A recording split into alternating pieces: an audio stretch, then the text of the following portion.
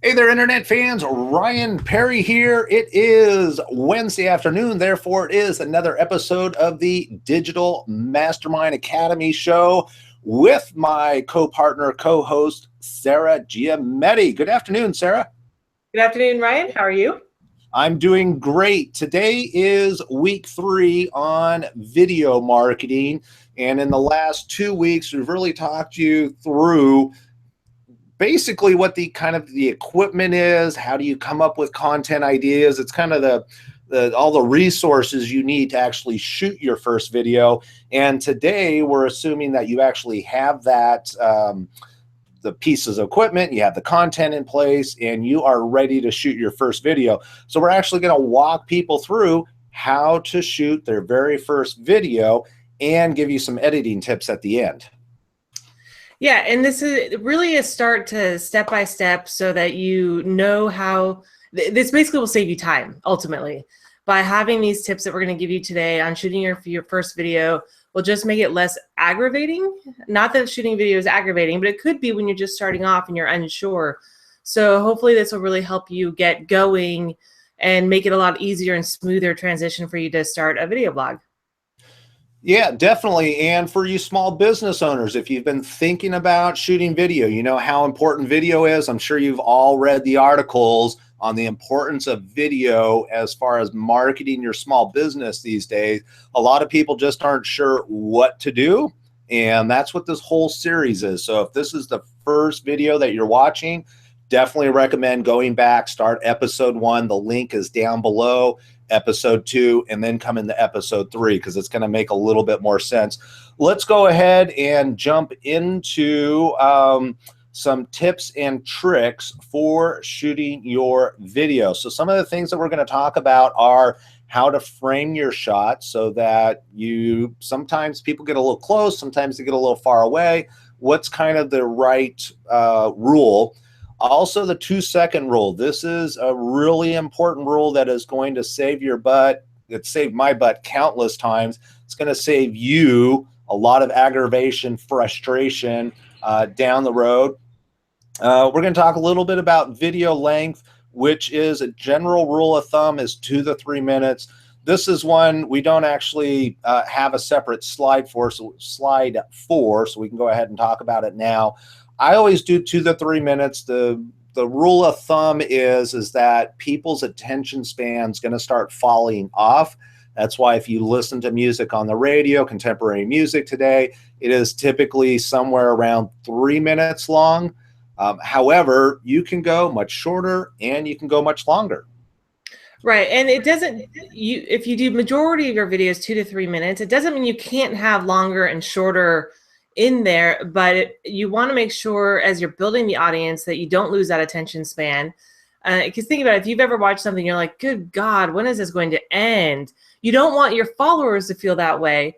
And this is why we'll talk about, single topic and being focused. And that way you can keep your videos short. And if it's a pretty in-depth topic, that's a perfect opportunity for a multi-video series. And now you have lots of videos to do off of the one topic versus having one really long video that might really make your followers unhappy. Yeah, and the other, from an SEO point of view, YouTube, so this is going to be a pro tip here. One of the things that YouTube looks at is the amount of time that people spend on your video. So if you're making less videos longer, let's say you're making 10-minute long videos and people are leaving after 2 to 3, 4 minutes, you get points, you get views. Essentially, the more minutes people stay on your YouTube channel, the more value YouTube gives your channel. And so instead of having one 10-minute long video, like Sarah's saying, it's a great opportunity to really stay focused, break it down, and maybe break it down into 2 videos if it makes sense to do it that way, or even 3 videos. That way, when people lose their interest, they're not dropping off after 2 or 3 minutes when you have another 6 to 7 minutes left. Instead, they're like, oh, that was engaging. Let me check out the next video. And they end up staying on your page longer. So that is a pro tip for you. The other thing, if we go back to the list, is going to be lighting. Your lighting on you looks very good today, Sarah. Well, thank you. I have a soft box right in front of me, including and also a window facing me and not behind me. Yeah, so the key thing with lighting is make sure that the light should fall onto your face.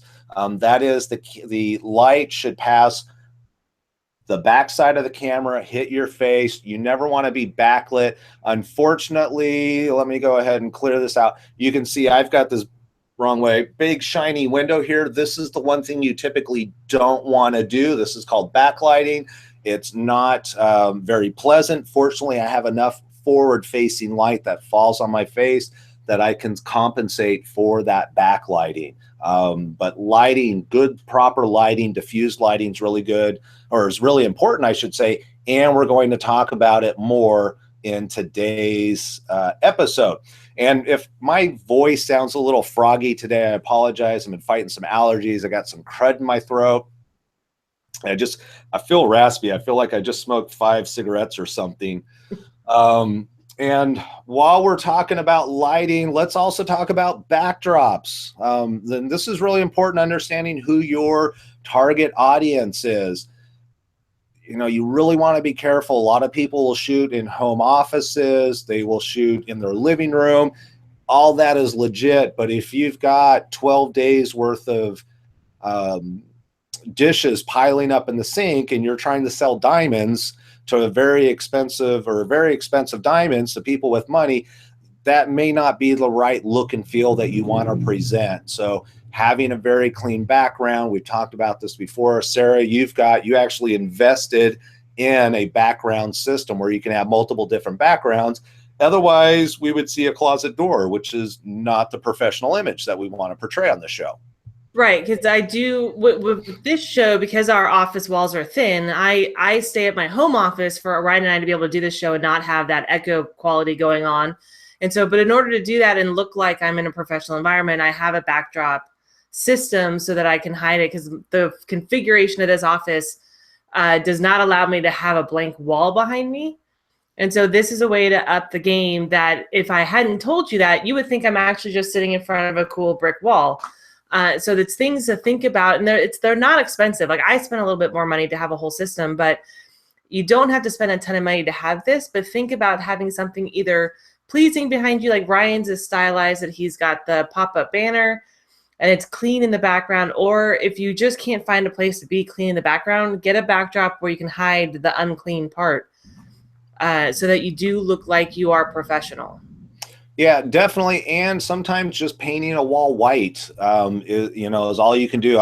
When I first started, I used to shoot up against a white wall, and it worked perfectly. There's no issues with that. The other thing that people don't need to know is what's outside of this frame box here. So I could have piles and piles of junk if I wanted to outside of the framed view here. You just don't need to see it inside. Another really important tip, this is from my own personal experience. If you are using a microphone, and microphones are really good at upping your the sound quality. So I like to use a wired mic with my other camera. It has a battery in it, and there's an on-off switch. If the battery's dead or you forget to turn it on, guess what? The microphone won't work. And that creates some real frustration when you go to do editing and you realize you have to shoot everything over again. And one of the most important things when it comes to tips and tricks and shooting your very first video is just practice, practice, practice. You can always delete it if you want to. And I think that's really important. And part of that is not being so self-critical on yourself that you'll never publish anything. The reality is talking into a camera is very awkward for a lot of people, and it just takes a little time and practice, and you will naturally get better. I think I've talked about this in the past. I always love it when big stars come on late night TV and they're like, oh, we've got this clip, your very first clip from 20 years ago. And they're like, oh, and they're so embarrassed. And it doesn't look that professional. Well, guess what? It took them 20 years to get that good. So It's okay. Yeah, I can't tell you how many times I've deleted them that I've said, and this is part of why we'll get it. We give you the pro tip of have multiple videos scheduled to record in the same setting. Because and it's every single time, the very first video that I'm doing for that day, for that shoot, is always the longest, because my voice is getting used to talking and I'm working through the thought process and the hand motions and the setting. I can't tell you how many times I delete on the first video. I'm like, oh no, delete. I flub my words, delete. Because that's the beauty of video, because you're only recording it. You're not going live, is you can just delete and start over. But then all the videos I do after that are so much smoother and get recorded in a much faster fashion, because I've gotten into the process and into the flow of things. So that's definitely a pro tip, is if you're going to do one video, schedule to do 5 or 6. Yeah, definitely. And another pro tip is going to be positioning. We've talked about this before, but it's one of those really important things, and that is the rule of thirds. And the rule of thirds essentially is you kind of want to have yourself offset. You don't want your face to be right in the middle of the screen. You want to be offset a little bit. Ideally, the top third line here, your eyes are going to run across that, and then this left third line or the right third line, either side, essentially your nose will run down here. And this is just naturally pleasing to the eyes. The other item is that you have this nice space here. If you want to add text, if you want to do a picture-in-picture, you have an area here now that you can actually do something with. And the rule of thirds is really going to help you out. The other thing it helps with is proportion. We don't want to be talking like this. This would be very awkward if I was talking like this all the time. And then at the same time, if I was all the way back here and I'm the subject right now, you really don't get a sense of who I am being this far back. And so just kind of positioning yourself. Ideally, I like to cut the top of the frame just above the head, and then right about stomach, lower chest level is where I like to do the bottom of the video. And this is going to get you nice and framed in where it feels really comfortable for people. Yeah, and play with it a little bit. You know, do little tests to see what you feel most comfortable in, what you think looks the best. Whereas if you'll watch my videos where I don't cut off the top of the head, but I'm pretty close to the top, I tend to accidentally end up in the middle a little too often. But so I would say just figure out your positioning and play around with it and see what you think works best for yourself, for you to be comfortable, for your subject, you know, and then because once you get that, then just repeat it over and over again. Yeah, and the key thing is it's going to take a little bit of time. Set the camera up, put it on the tripod, move it in, move it back. Do I zoom in, zoom out? What's in the background? What about lighting? Once you get this all dialed in, and yes, it does take some practice, and yes, it can be frustrating. I just watched Tony Robbins' video the other day, and he goes, if I asked you to sign your name and we timed it, it might take, let's say, 3 seconds. And then if I said, okay, write it faster, you might be able to get it down to 2.5 or, you know, something seconds. It wouldn't be that much faster. However, if I said, okay, write your name, but take out every other letter, since we're only writing half as much, logic says it should take us half as long. However, we all know to actually think about it and go, oh yeah, skip that, do that, it would probably take twice as long, if not longer. But if I had you repeat that 10 times, each time would get a little bit faster because you got used to it. You had a system in place. And so when starting these videos, it's really important to just have a system in place, and it will get easier over time. Just remember, okay, this is where I put the tripod. This is where I put the light. This is where I stand. And the next time you set up, it's all going to be taken care of, and life is going to be really easy for you. But this is also why we say to do multiples, because it does take a little bit of time to set up and get it right. And if you're going to put that effort into it, get as much out of it as you can, so you're not having to spend so much time on setup for just one video and then do it again and then again. So just keep that in mind as you're, you know, as it does take a little bit of time to get it all set up right. It'll be really useful because you're going to do a whole bunch of videos and then you don't have to do it again for a while.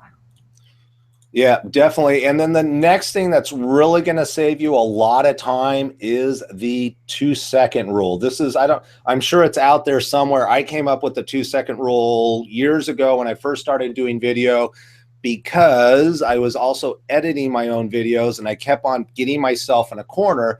And what I mean by that is that you need 2 seconds of face time.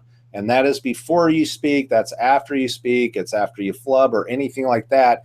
And the reason why is that as soon as you speak, we need to have a picture of you, more than likely. If you're actually doing what we call a talking head, these are talking head videos.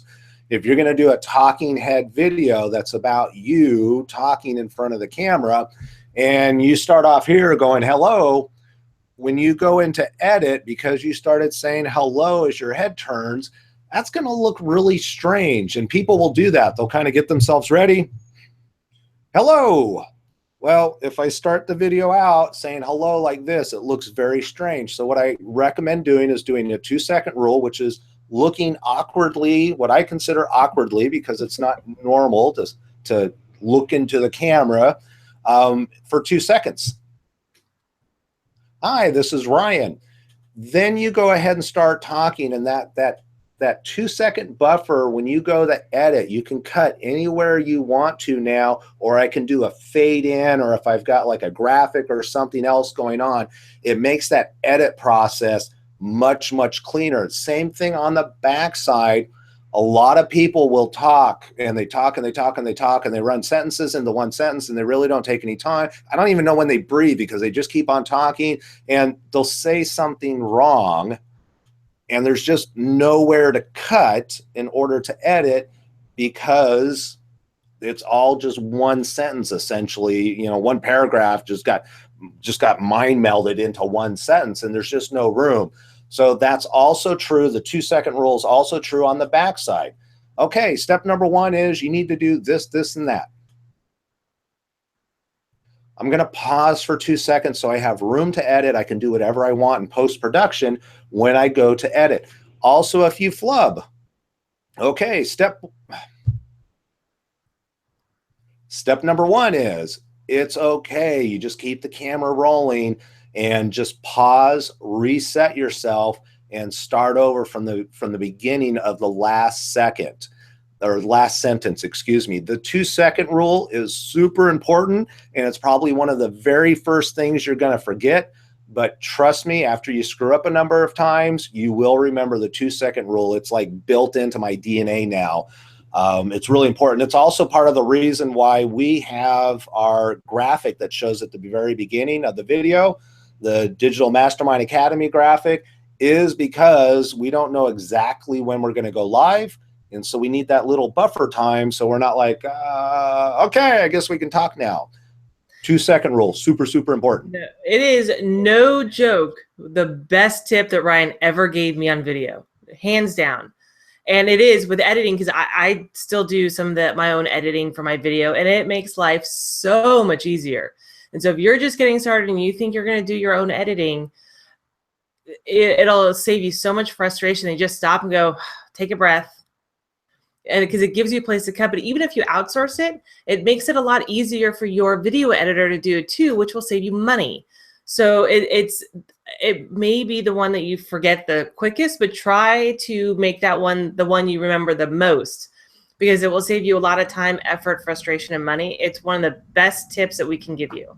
Yeah, not only is it going to save you time, money, and effort and frustration, but it's going to make you, more importantly, look professional, because it's going to be nice, clean cuts between video. The other thing is, I always recommend when you're shooting a video is to shoot everything at one. That way you have one clip that goes in, instead of going, okay, stop the camera, start again, stop the camera, start again. Now you've got, 5 clips that you have to piece together. If you keep everything in one clip, and this is the 5 ways to brighten your teeth or whiten your teeth as an example, it just makes it real easy. Even if that video clip is 10 minutes long, because you've had to pause, you've had to stop, you've had to check notes, it's okay. That 2-second rule is going to help you out. And the other one is, With that 2-second rule, it allows you to check your notes. So it's okay to say, all right, step number 1, do this, this, this, and this. Pause, check my notes, dun, dun, dun. Okay, I got to do this. Okay. Now let's head on to step number 2, blah, blah, blah, blah, blah. Once you put it through the editing, it's going to sound totally professional. It's going to sound totally legit. So 2-second rule, I think we've beaten that to death. Hopefully we beat it into their heads. Yes, it really is that important though. And again, you'll forget it. That's okay. It'll come back. When you do, make sure you leave a comment below. Let us know. You'll figure it out. The next thing I want to talk about is going to be lighting. And from a video point of view, lighting is going to be one of the most important things that you can do, because cameras love light, especially if you're shooting on a smartphone. They have such a small glass. The amount of light that they can take in is very, very small. I'm not going to talk about this image right now. Ideally, you want to use natural light when possible. That means having a window in front of you where light's coming in. Now, the caveat to that is you want to have, so here, light in front of your face. Do not backlight. We've already talked about this. Here's the big one, though, is it really needs to be diffused light. And diffused light is light that actually comes through something. So people that actually shoot in front of a window at their home office, they'll put a sheer white fabric over the glass. And what that does is it kind of breaks it up. It makes it very diffused. In my case, because I've got all of this light behind me, I've got a couple of what we call softbox lights. And these are lights that have a nylon filament. Oh, not a filament. It's just a nylon, what do I want to say? Clear, translucent. Kind of translucent, if you will. But what it does is it's a nice soft light. It's not like if I took a flashlight and just shined it. Actually, I can do that real quick. You'll see what it looks like. It's really not going to be appealing. If I take a flashlight and just shine it, this is not appealing. We want to have a nice soft light. So regardless if you're using a light kit or you're using natural light, having the light diffused is going to be really important. It just softens the face. I don't have strong shadows going across my nose. It's going to help. And again, this is one of those areas you're just going to have to kind of play with it a little bit in order to figure out what looks and will work best. So lighting kit or sheer white sheer, that was the word I was looking for. I knew there was a word. Sheer white fabric over windows works great. The other thing, this is kind of an advanced setup. This is the 3-light setup where you actually have 2 lights, left and right.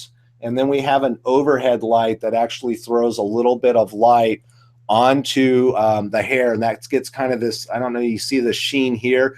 My headlight or my back, my fill light is actually the window. And it kind of just gives a little bit of depth, gives me a depth. It gives me a little shine on my hair and makes me look a little better than I really am. And it just adds a little dimension. There are, go ahead, Sarah, say it. I've got nothing on that one. All right. There are plenty of videos. All you need to do is just go to YouTube and check the 3-light setup, and they will step you through exactly what it takes. And I want to say I use a Cowboy Studio setup. It's an inexpensive light kit. And I want to say I paid like $175 for 3 decently bright lights. These are not studio quality $1,000 lights, but you don't need it for what we're doing. Yeah, I think mine were like eStudio. I got on my Amazon. My 3-set light, I think, was like $100 maybe. So yeah, it's not ridiculously expensive. You don't need to go to photography store and buy the best equipment they have. Go to Amazon, do softbox, search softbox light, pick the, an inexpensive one with really great reviews. Yeah, and that's the key thing. Find something that's got decent reviews. Realize that they're not professional quality. So if you plan on breaking them down, putting them up, they're probably going to fall apart quicker. Fortunately for me in the office, I can just leave them up. I've had these for 3-4 years. I don't know. I've never had an issue with them. So you know where you're going to put the camera, you know where you're going to have the lighting, you've got the sound dialed in. The next thing that you need to figure out is, okay, what are you going to say? Hopefully you've already figured out what you're going to say from the prior 2 weeks where we talked about how to come up with content. However, writing a blog versus talking into a camera is completely different. Personally, I like to shoot from the hip. That is, you know, we have guidelines. So with this show, we use this PowerPoint presentation as the guideline that keeps us focused, so we know what we're going to talk about. But it's not, we don't have an actual script where Sarah and I are talking verbatim. And the problem I have with people that talk verbatim is that unless you are a professional newscaster who knows how to work from a teleprompter, typically we end up really breaking down the words and we don't really sound natural. And that's why I like to really shoot from the hip. You being a business person, being an expert in your business, should already know everything that you need to know to talk about. It's just a matter of honing in on exactly what you're going to talk about. Right. And that's where you would have your 3 to 5 bullet points that you're going to talk about. This is where you get really specific. You have single topic, so you know exactly what you're going to say, which Ryan's got on here. And then, you know, the example is 5 tips to shooting a better video. And then the description you type in there is relevant to the title. But on your notes, you've got the 3 to 5 bullet points, and that's really just to keep you on track because you're the expert in your field. You already know that information. That's just to make sure that you're not rambling and you end up too long. But the other problem with the teleprompter and reading verbatim is not only do you sound like you're reading, your eyes, because you're not trained in it, your eyes will be tracking the words if you're using a teleprompter. And so you'll be obvious that you're reading and you're not authentic. And people really want the authentic. So, because even if they'd rather you have a little bit of a flub in what you're talking about than to sound like a monotone robot who's reading a script verbatim because you have no idea what you're talking about. Yeah, and part of the whole point of doing videos to present yourself as an expert in your industry. And if you're not talking, I'm going to say honestly, and honestly is not the right word, but if you're not talking from your heart, I guess is what it is, because when we're writing, we're thinking. If I'm just talking, if I'm just having a conversation, the words I use, the way it flows is going to be completely different versus the logical brain getting involved and going, all right, this is exactly what it is that people need to hear or want to see. That's not what doing video blogs is about. Yes, we should be sharing information that people are interested in, but it needs to come across naturally. And speaking of natural, I find that one of the areas people have a problem with is they don't know how to start their video. They don't know how to end a video. I always like to start off with, nowadays, the way I do it is I have an intro. This is what the video is about. I have my branded video piece, which is 5 to 8 seconds long. And then I actually go into dialogue, and then I have a closing. So that intro might be, we've got 5 tips to shooting better video. So here's a good intro. Remember the 2-second rule. Looking for 5 easy ways to shoot your first video? That's what I'm going to talk about in today's video blog. So that would be an intro. Then we have our branded video, and that's the branded piece that makes us look professional and fancy and all those type of things that we talked about in a prior show. And then it cuts back to us, and we would start off with, hey, all right, what are we talking about? 5. So today I want to talk about the 5 tips to shooting great video. Couple of reasons why this is important. I'm going to step through the tips, 1, 2, 3, 4, 5. And then at the very end is just a quick thank you. And if you plan on using YouTube as a platform, it's really important to ask for likes, and it's important to ask for people to subscribe to your channel, because the more likes, the more interaction, the more subscribers that you have, that builds credibility with YouTube and Google. The more credibility you have, the more visibility they're willing to give you because of that credibility. So I typically end my shows when I do my video blogs with something like, thank you for watching to the very end. If you have any questions or comments, or you feel I missed something, feel free to leave a comment below. I would love to hear for you. If you liked or did not like the show, feel free to leave a thumbs up or a thumbs down.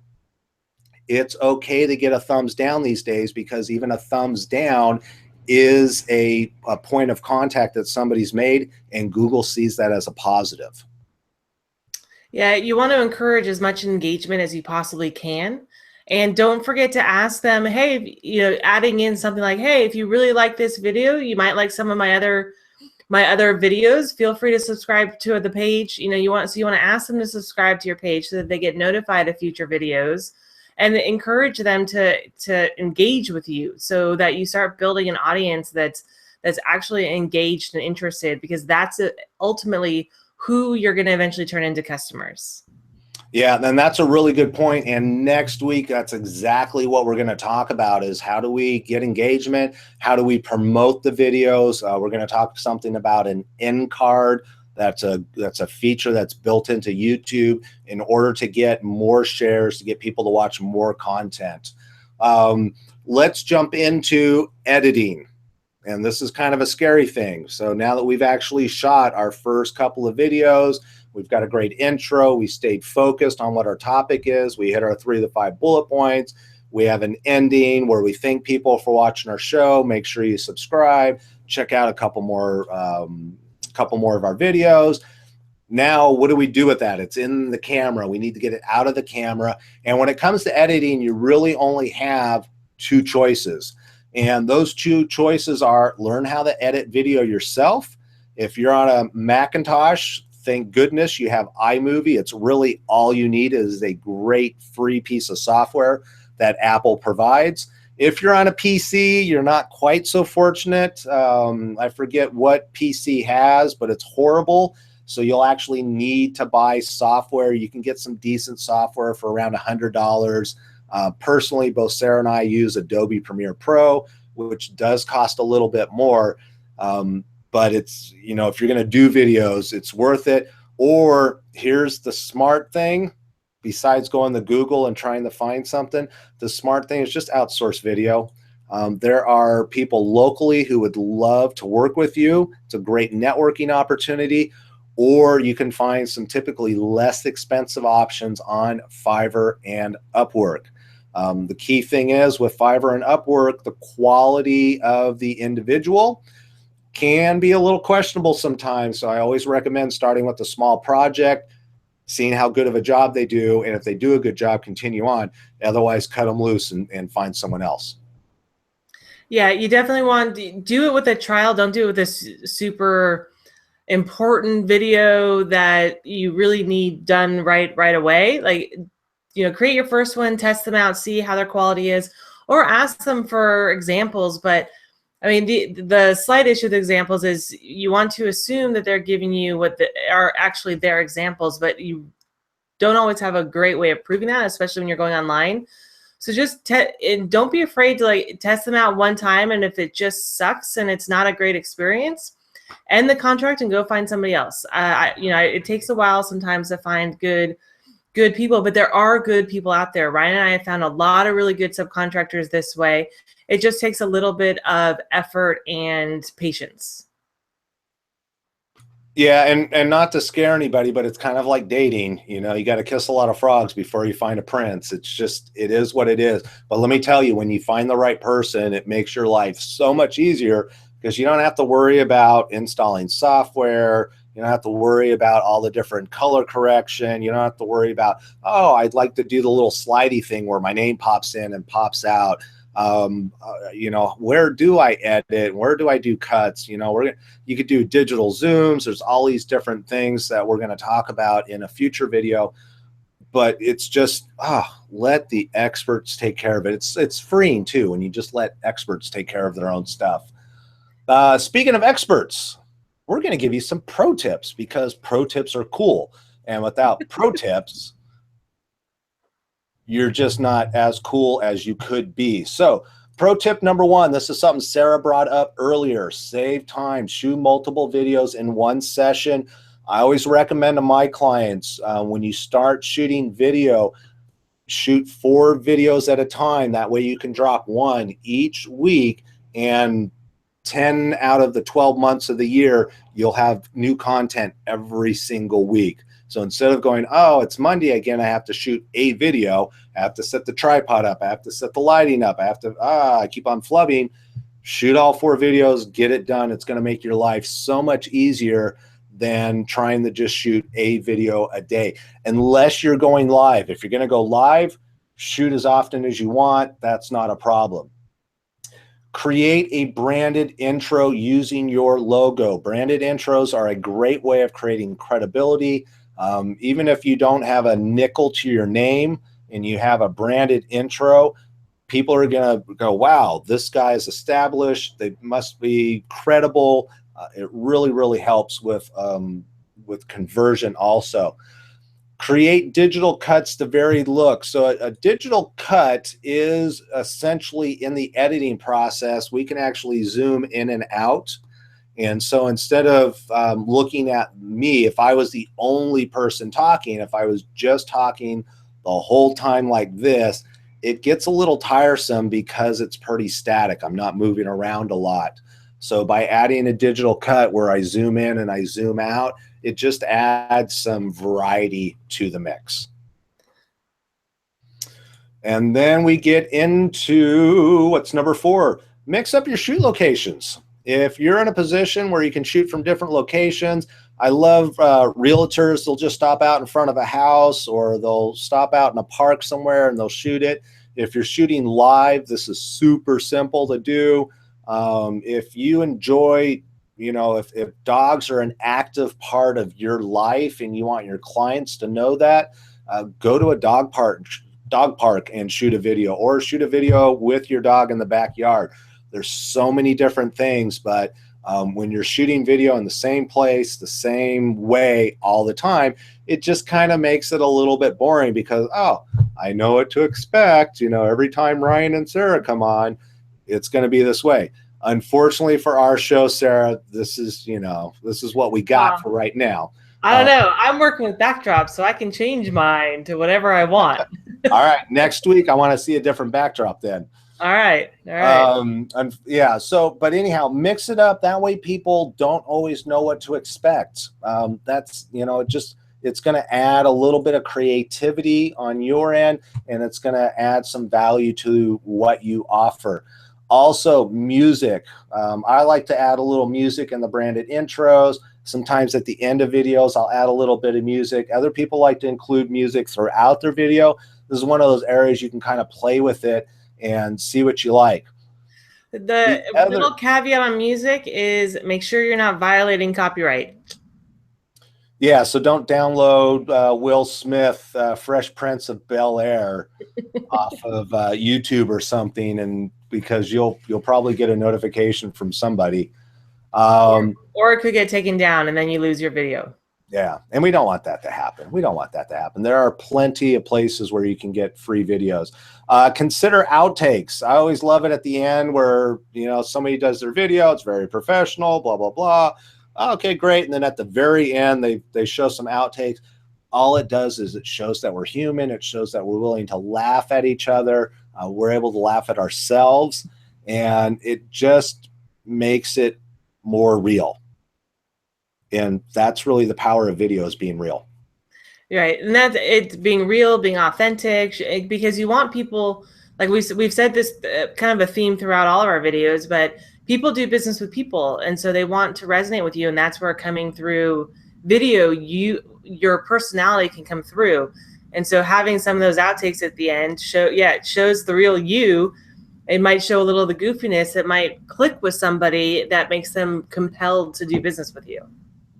Yeah, and when we do live video, there was I don't know, like a good month or two where I was like stumbling on everything. It seemed like every single video I did, I screwed something else up. And when you do live video, it is what it is, like what we're doing right now. You work your way through it. We have humility. It's all good. The other thing we're going to talk about more at the in the next video next week is going to be YouTube end cards. A YouTube end card is a real powerful tool. It's a branding tool, and it's a way of getting people engaged. And the end card is the last 20 seconds of your video. You can actually do an end card. So there's different ways that we can address that we're going to talk about. So next steps, I clicked on a button here. So give me a second. I don't know what I did, but my screen just went wonky. And now it's gone wonky, wonky. Let's see. Killer, we were just talking about flubs and being on live and everything, weren't we? Yeah, and here, yep. And you know, it happens. Here we go. Here we go. All right. Now if I could just get, there we go. All right, finally. All right, people, let's get this show back on the road. So next step, what do you do now? Well, there's a couple of things that you can do. First, make sure you know what you're going to talk about and stay focused. I think that's the biggest problem that most people have. At least I know I have it. Sarah, I'm sorry, you have it too.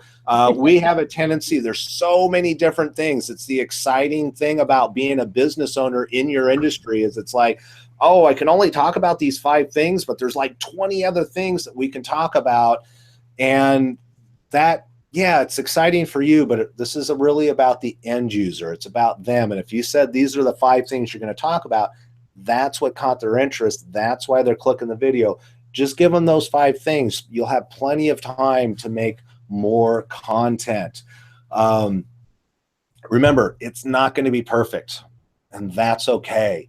If it's 80% good, use it, because you'll actually be doing something and you're moving forward, and that 80% will become 85, which will become 90, which will become 95.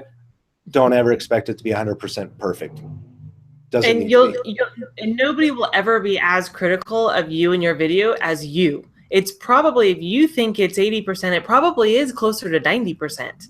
So don't be super overcritical, because you also want some of that human element to come through, but just do it.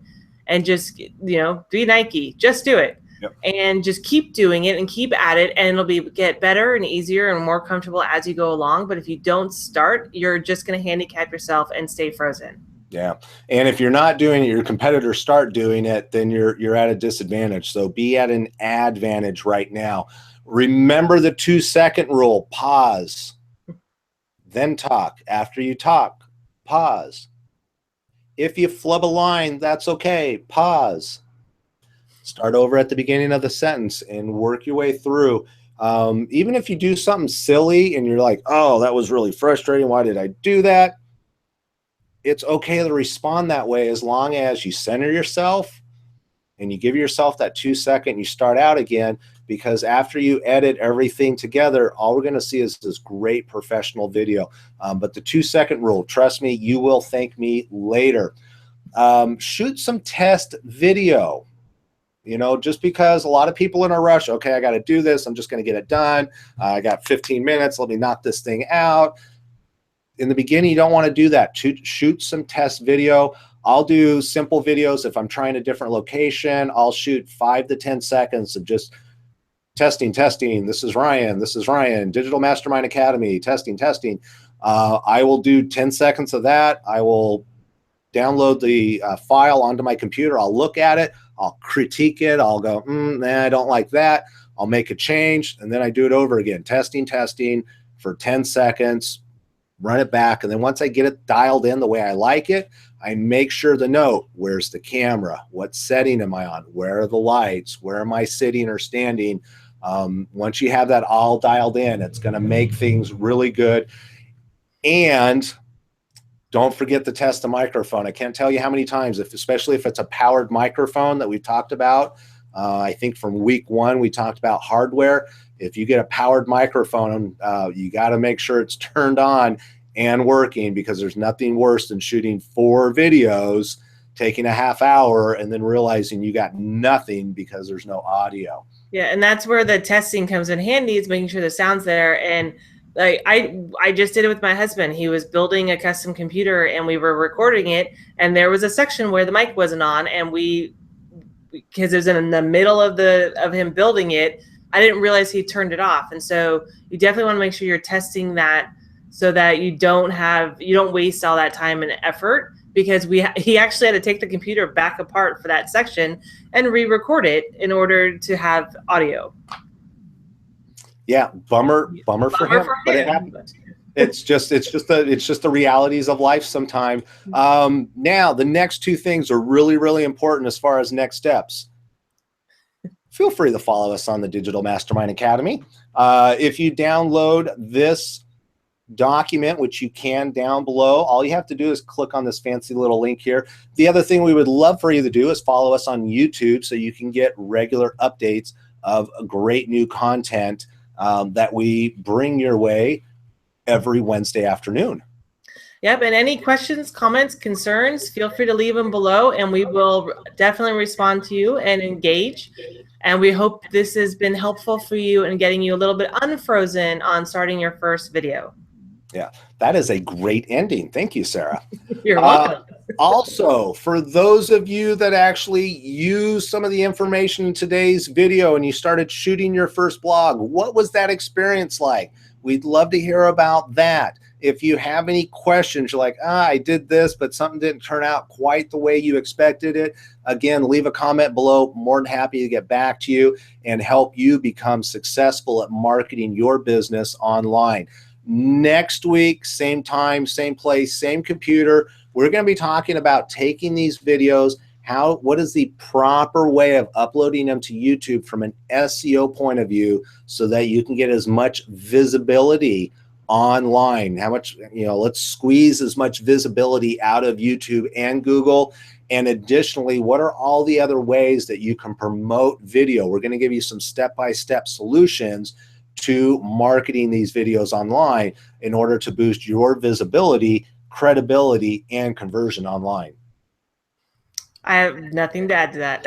All right. Well, with that, I am going to leave you with the bestest Digital Mastermind logo we have. We will see you all next week. Take care. Oh, I hit the wrong button. Now I'm going to